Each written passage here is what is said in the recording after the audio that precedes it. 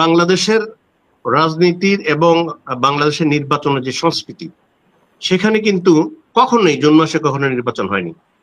June মাস হইল বাংলাদেশে বর্ষা মৌসুম। বর্ষা মৌসুমে খাল, বিল, নদী নালা ইত্যাদি ভরপুর থাকে জলে, পানিতে। সময় ক্ষেপণ করতে চাচ্ছে একটি গ্রহণযোগ্য নির্বাচনের জন্য, সময় ক্ষেপণ করতে তাদের ভিতরে কোনো এজেন্ডা আছে। অন্যতম একটা এজেন্ডা আমি বলেই দিই, এখন আমাদের ভোটারের বয়স হলো 18 বছর। তারা কি চায়? বিএনপি দলীয়ভাবে সিদ্ধান্ত নিয়ে বলেছে আমরা এই আন্দোলনের সাথে 100% একমত এবং প্রত্যেকটি নেতাকর্মীকে এই আন্দোলনে ঝাঁপিয়ে পড়ার জন্য অনুগ্রহ করেছেন এবং নির্দেশ দিয়েছেন। দেখুন, রাজনীতির যদি শেষ কথা কেউ বলে সেটা হলো রাষ্ট্র পরিচালনার দায়িত্ব নেয়া। আর সেই দায়িত্ব নিতে গেলে প্রথমে যেটা দরকার সেটা হলো নির্বাচন। নির্বাচন ছাড়া, নির্বাচিত হওয়া ছাড়া আপনি কোনোভাবেই গণতান্ত্রিক রাষ্ট্রে দায়িত্ব পালন করতে পারবেন না। বাদ বাকি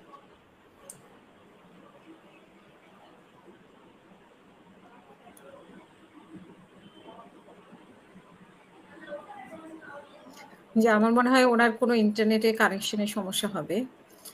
আমি মনির ইসলাম রবি ভাই আপনার কাছে শুনতে চাই যে কেন বিএনপি ওনাদেরকে যে প্রশ্ন করেছে আপনি নিশ্চয়ই শুনেছেন, সেই প্রশ্নটা আপনার কাছে রাখতে চাই। আমি একটা লাইন একটু যোগ করে দিই।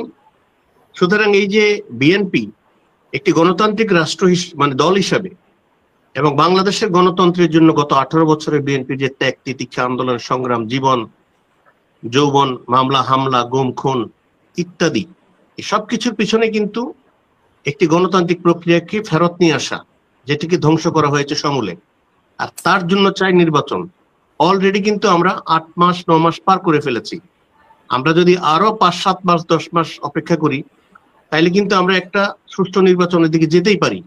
কিন্তু এই সংস্কারের নামে কিংবা সংস্কারকে উপলক্ষ করে ধীর গতিতে সংস্কার করে কিংবা এই কিংস পার্টি নামে নতুন যারা রাজনীতিতে সক্রিয় হচ্ছেন, যারা বিপ্লবে অংশগ্রহণ করে এখন রাজনৈতিক দল করছেন, তাদেরকে বিশেষ কোনো সুবিধা দেওয়ার জন্য যদি নির্বাচনকে পিছিয়ে দেওয়া হয় সেটা তো বিএনপি কোনোভাবে মেনে নেবে না। এবং সেই জন্যই বিএনপি চায় নির্বাচিত সরকার, নির্বাচিত জনপ্রতিনিধির মাধ্যমে দেশ পরিচালিত হোক, এবং সেই জন্য নির্বাচন চায়। দেখুন, বাংলাদেশের রাজনীতির এবং বাংলাদেশের নির্বাচনের যে সংস্কৃতি, সেখানে কিন্তু কখনোই জুন মাসে কখনো নির্বাচন হয়নি। জুন মাস হইল বাংলাদেশে বর্ষা মৌসুম। বর্ষা মৌসুমে খাল, বিল, নদী নালা ইত্যাদি ভরপুর থাকে জলে, পানিতে, থই থই করে। মানুষের যাতায়াতে অসুবিধা হয়, বৃষ্টি বাদলে মানুষ ভোট দিতে যেতে পারে না। আর আমাদের যারা ভোটার তার প্রায় অর্ধেক কিংবা সামান্য কম বেশি নারীদের পক্ষে তো বৃষ্টির সময় দূর দূরান্তে যাওয়া, ভোট কেন্দ্রে যাওয়া, ফিরে আসা, বৃদ্ধ মানুষদের যাওয়া, অসুস্থ মানুষদের যাওয়া, কারণ প্রত্যেকের তো ভোটের অধিকার আছে। সুতরাং তাদের জন্য এটা কখনোই একটা সুন্দর সময় না। সাধারণত নির্বাচন হয় জানুয়ারি, ফেব্রুয়ারি, মার্চ অথবা সেপ্টেম্বর, অক্টোবর, নভেম্বর, ডিসেম্বর, ওই সময়টার মধ্যে। যদি নির্বাচিত সরকার না থাকে, অনির্বাচিত সরকার যদি আসে এবং তারা যদি সংস্কারের জন্য এই দীর্ঘ সময় তারা চায়, সেটা আমি মনে করি তাদের এই চাওয়ার পিছনে অন্য কোনো উদ্দেশ্য আছে। আমি যদি সুন্দর করে একটা কথা বলি, যেমন ধরেন ছাত্র যারা আন্দোলন করেছিল, বৈষম্য বিরোধী আন্দোলন, কোটা বিরোধী আন্দোলন, সেই আন্দোলনে কিন্তু কখনোই বলা ছিল না হাসিনাকে বিদায় করা হবে। সেই আন্দোলন কিন্তু কখনোই বলা হয়েছিল না একটা বিপ্লব করা হবে। সেই আন্দোলনে কিন্তু কখনোই বলা হয়েছিল না যে গণতন্ত্র ফিরিয়ে আনা হবে। তারা তাদেরটা চেয়েছে। বিএনপি 16 বছর রাস্তায় ছিল, আন্দোলনে ছিল, সংগ্রামে ছিল। 1,37,000 মামলা হয়েছে, প্রায় 69 লক্ষ আসামি। এই যে জীবন, এই যে ত্যাগ, তিতিক্ষা, এই যে মানুষের দুঃখ কষ্ট বিএনপির পরিবারের, সবকিছুর পরেও বিএনপি যখন ছাত্রদেরকে ডেকেছে তারা কিন্তু আসেনি। তারা বিএনপির সাথে এসে এই সরকারকে হটানোর জন্য তারা ভূমিকা রাখেনি। কিন্তু ছাত্ররা যখন বিপ্লব শুরু করলো, তাদের কোটা বিরোধী, বৈষম্য বিরোধী, এবং যখন একটা দফায় চলে আসলো যে এই সরকারকে বিদায় করতে হবে, তখন কিন্তু বিএনপি 1 সেকেন্ড সময় নেয় নাই পিছু বানেন হতে। বিএনপি কিন্তু এসে তাদের সাথে যোগ দিয়েছে। বিএনপি পরিবারের A to Z, এক থেকে শেষ পর্যন্ত প্রত্যেকটি মানুষ এই আন্দোলন সংগ্রামে অংশ নিয়ে এবং হাসিনাকে বিতাড়িত করেছে। সুতরাং আমরা বলবো এই যারা এখন সময় ক্ষেপণ করতে চাচ্ছে একটি গ্রহণযোগ্য নির্বাচনের জন্য সময় ক্ষেপণ করতে, তাদের ভিতরে কোনো এজেন্ডা আছে। অন্যতম একটা এজেন্ডা আমি বলেই দিই, এখন আমাদের ভোটারের বয়স হলো 18 বছর, কিন্তু তারা কি চায়? তারা চায় 16 বছর। 16 বছর হইলে যারা কলেজের ছাত্র আছে, নতুন ভর্তি হয়েছে, তারা ভোটার হবে, তাদের ভোট ব্যাংক বাড়বে। কিন্তু একটা দলকে, নতুন একটা দলকে বিশেষ একটা সুবিধা দেওয়ার জন্য আমরা তো এটা করতে পারি না। সুতরাং আমরা চাই যে 18 বছরের যেই ভোটার তালিকা হওয়ার জন্য যে নির্ধারিত বয়স সেটা থাকুক, আর যেটুকু সংস্কার করা দরকার এই সময়ের মধ্যে করুক, বাকিটা নির্বাচিত সরকার করবে।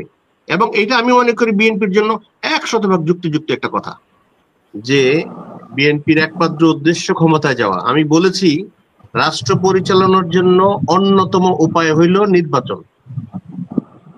রাষ্ট্র পরিচালনা করতে গেলে নির্বাচিত প্রতিনিধি দরকার, জনপ্রতিনিধি দরকার, এবং সেটার জন্য অন্যতম উপায় হলো নির্বাচন। আমি সে কথাটা বলেছি, স্যার হয়তো এটা ভুল ব্যাখ্যা করেছেন। আপনার দ্বিতীয় প্রশ্নে আসি।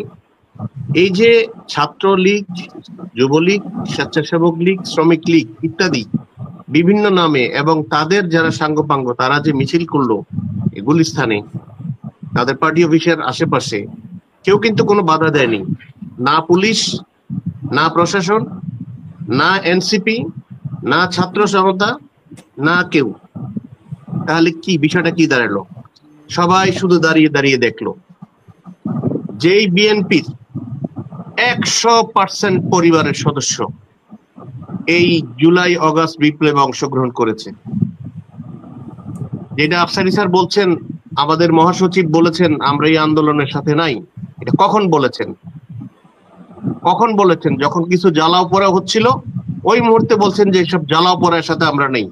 কিন্তু ছাত্রদের যে নৈতিক যেই দাবি ছিল যে কোটা সংস্কার, সেটার পক্ষে ছিলেন, বৈষম্য বিরোধী যেই আন্দোলন সেটার সাথে ছিলেন। এবং যখন দেখা গেল যে ছাত্রদের বুকে গুলি ছোড়া হচ্ছে পুলিশের মাধ্যমে, বিজিবির মাধ্যমে, আনসারের মাধ্যমে, এমনকি সেনাবাহিনীর মাধ্যমে, তখন কিন্তু বিএনপি দলীয়ভাবে সিদ্ধান্ত নিয়ে বলেছে আমরা এই আন্দোলনের সাথে 100% একমত, এবং প্রত্যেকটি নেতাকর্মীকে এই আন্দোলনে ঝাঁপিয়ে পড়ার জন্য অনুগ্রহ করেছেন এবং নির্দেশ দিয়েছেন। আমি ব্যক্তিগতভাবে বলার জন্য শুধু বলছি না, আমি শুধু আপনাদের তথ্য দেওয়ার জন্য, হাসিন স্যার জানেন, হাসিন স্যার যখন মিরপুর ক্যান্টনমেন্টে একেবারে বন্দি জীবন করতেন, প্রত্যেক সপ্তাহে আমি স্যারের বাসায় যেতাম। আজকে লাইভে বলছি স্যারকে, স্যার আমাকে বলতেন তুই তোর কলিজাটা কোথায় বেঁধে আমার বাসায় আসিস? আমার বাসার সামনে তো 8-10 জন গোয়েন্দা সংস্থার লোক মাইক্রোবাস নিয়ে দাঁড়িয়ে থাকে, তোকে তো উঠাই নিয়ে যাবে। তারপরে গিয়েছি, প্রত্যেক সপ্তাহে গিয়েছি। এরপরে এই জুলাই বিপ্লবে 19 তারিখে পায়ে গুলি খেয়েছি, 24 তারিখে গ্রেপ্তার হয়েছি, 27 তারিখ পর্যন্ত গুম থেকেছি, 27 তারিখে জেলে পাঠিয়েছে এবং 6 তারিখে মুক্তি পেয়েছি। আমার মতো প্রত্যেকটি লোক বিএনপি পরিবারের এই আন্দোলন সংগ্রামে অংশগ্রহণ করেছে এবং এই ফ্যাসিস্ট হাসিনাকে বাংলাদেশ ছাড়তে বাধ্য করেছে। এবং শুধু আওয়ামী লীগ না, আওয়ামী লীগের যারা সহমর্মী, যারা সমর্থক, যারা বিচারক, যারা সাংবাদিক, যারা লেখক, প্রত্যেকে দেশ ছেড়ে পালিয়েছে। পৃথিবীর ইতিহাসে এমন কোনো ঘটনা ঘটে নাই যে একটা দলের একটি মাত্র লোক এই দেশে নাই। হ্যাঁ, আবার তারা এক জায়গায় হচ্ছে। আমি একটা জিনিস পরে আপনাকে শোনাবো, দেশে দেশে আছে কিছু, বাট এখনো পালিয়ে আছে। বাট না, এখন তারা আবার আসতেছে, এখন তারা আবার আসতেছে। আমি ওইটা আপনাকে একটু পরে শোনাতে চাই। আমার কাছে আমি আজকে তারা মনে সব পালিয়েছে, মানে আর রাইট। এখন এইখানে পালানোর ব্যাপারটা অনেক বিশাল বড় প্রশ্ন আসে। আমরা এগুলো নিয়ে আলোচনা করতে গেলে সামরিক বাহিনীকে বিতর্কিত করতে হবে, সামরিক বাহিনী বিচারের আয়ত্তায় নিয়ে আসতে হবে। আবার সামরিক বাহিনী ওই সময় হাল না ধরলে দেশ একটা অরাজকতার দিকে চলে যেত। আবার অরাজকতার যদি আমরা মেনে নিতাম তাইলে সামরিক বাহিনীকে আবার কাঠগড়ায় দাঁড় করাইতে হইতো। 626 জনকে কেন ছাড়া হলো, কেন কি করে, নানান প্রশ্ন আছে।